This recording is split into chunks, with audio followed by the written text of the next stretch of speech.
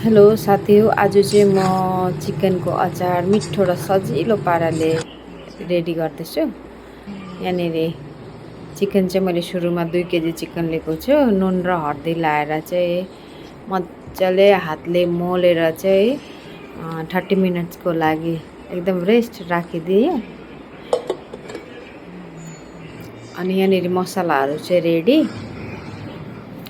अचारको लागि। टिम्बुर छ, यहाँ टिम्बुर भयो तपाईको, जिरा, अनि सौंफ, मेथी, गोटा धनिया हो, अनि लसुन, यसरी लसुन पनि छ, यसरी लामो लामो काटेर राखेको अदुवा, यहाँनिर सुक्खा खोर्सानी हो, यो चाहिँ अघि मेरिनेट गरेर राखेको चिकन। यो मसलाहरू चाहिँ अलिअलि रोस्ट गर्नु लागि चाहिँ म यहाँनिर सबै मसलाहरू चाहिँ कराईमा हालेँ। यस्तो भयो जिरा, धनिया, मेथी हो, यसरी मेथी र टिम्बुर चाहिँ अलिक कम्ती लाउनु, बेसी नलाउनु, किनभने टिम्बुर बेसी हाल्यो भने चाहिँ अचारको टेस्टै बिग्रिन्छ, बेसी हाल्यो भने चाहिँ। यहाँनिर मसला भुटेर रेडी।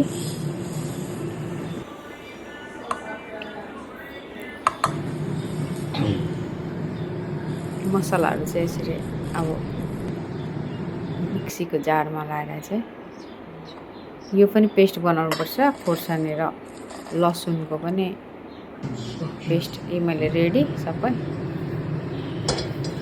2 केजी चिकन छ, कराई त ठुलै लिनु पर्यो। एकदम तेल चाहिँ तातो पारेर चाहिँ माथिबाट चिकन लगाइदिएँ, यसरी फ्राई गरेँ फर्स्ट।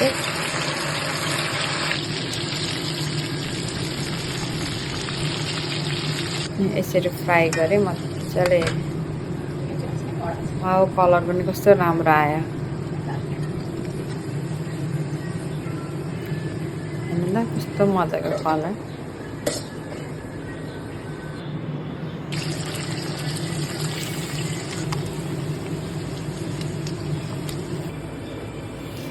दुई केजी चिकन चाहिँ यति फ्राई गरेर यति भयो। यहाँनिर अचार बनाउनु चाहिँ रेडी। यहाँनिर अब पहिला चाहिँ मैले तेलमा यो अदुवा चाहिँ लगाइदिएँ माथिबाट,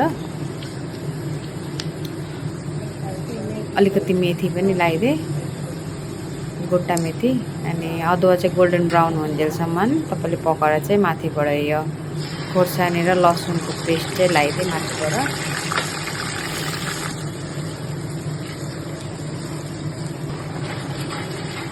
यो लसुन र खोर्सानीको पेस्ट चाहिँ मजाले पाकेपछि चाहिँ चिकन माथिबाट फ्राई गरेको चिकन चाहिँ यसरी लगाइदिनु। यो अघिको त्यो मसला पनि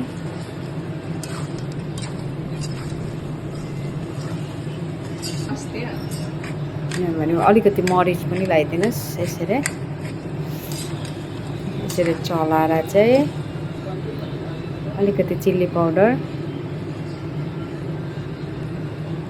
चलाएर फेरि चलाएर चाहिँ लास्टमा चाहिँ पाकिसकेपछि चाहिँ भेनिगर 2-3 चम्चा जस्तो भेनिगर लगाइदिनु। यसरी चलाएर चाहिँ तपाईँको अचार रेडी।